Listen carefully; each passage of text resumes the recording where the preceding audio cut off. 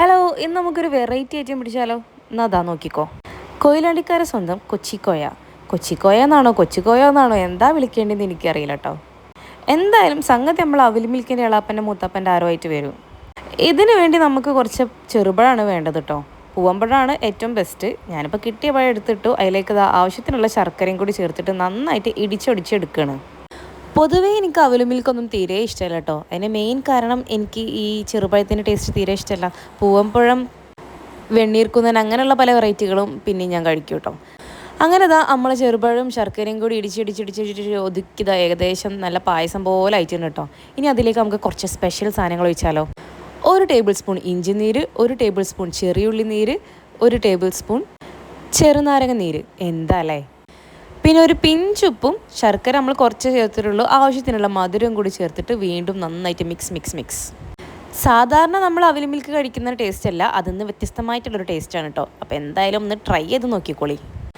അങ്ങനെ എല്ലാ നീരുകളും അവസാനം നല്ലോണം യോജിച്ചെന്ന് തോന്നിയാൽ പിന്നെ അതിലേക്ക് നമുക്ക് ചേർക്കേണ്ടത് കുറച്ച് പാലാണ്.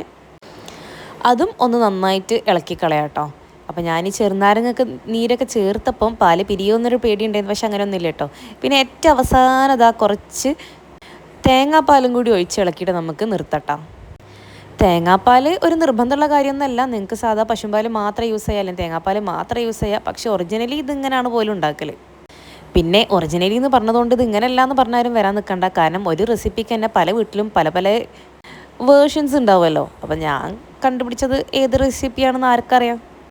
എന്തായാലും കൊച്ചുകോയ ഇവിടെ റെഡി ആയിട്ടുണ്ട്. ഇനി നല്ല അവലിൻ്റെ മേലേക്ക് അത് ഒഴിച്ച് കഴിക്കുക വേണ്ട കേട്ടോ. അവൽ വേണമെങ്കിൽ നിങ്ങൾക്ക് നെയ്യിലിട്ടൊന്ന് മൊരിയിച്ചെടുക്കുക. എനിക്ക് പൊതുവേ ഇങ്ങനെ കറുമുറുമായിട്ടുള്ള അവൽ കഴിക്കാൻ ഇഷ്ടമല്ല. അതുകൊണ്ടാണ് ഞാൻ മൊരിയിക്കാത്തത് കേട്ടോ.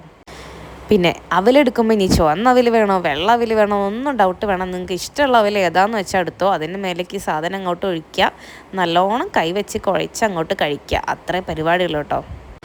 പിന്നെ വേറൊരു കാര്യം കൂടി, വയറിന് വല്ല അസ്വസ്ഥത, വയറ്റുന്ന് പോകാൻ ബുദ്ധിമുട്ടോ ഒക്കെ ഉണ്ടെന്നുണ്ടെങ്കിൽ ഇത് ധൈര്യമായിട്ട് കഴിച്ചോളൂ. കാരണം ഇതിൽ ചെറുപഴവും ചെറുനാരങ്ങയും ഇഞ്ചിയും ചെറിയുള്ളിയും അങ്ങനെ എന്തെല്ലോ സാധനങ്ങളൊക്കെ ഉള്ളതുകൊണ്ട് വയറിന് നല്ല സുഖം ഉണ്ടാവും കേട്ടോ ഇത് കഴിച്ചു കഴിഞ്ഞാൽ. അങ്ങനെ കൊച്ചിയിൽ നിന്ന് കൊയിലാണ്ടിക്ക് വന്ന ഈ ഒരു കൊച്ചിക്കോയ ഉണ്ടാക്കി നോക്കിയിട്ട് നിങ്ങളെ അഭിപ്രായം പറയല്ലോ. ഇനി ഇതുകൊണ്ടാണോ കൊച്ചിയിൽ നിന്ന് കൊയിലാണ്ടിക്ക് എന്നുള്ള പ്രയോഗം വന്നത്? എനിക്കറിയില്ല, നിങ്ങൾക്കറിയാമെങ്കിൽ കമൻറ്റ് ചെയ്യട്ടോ.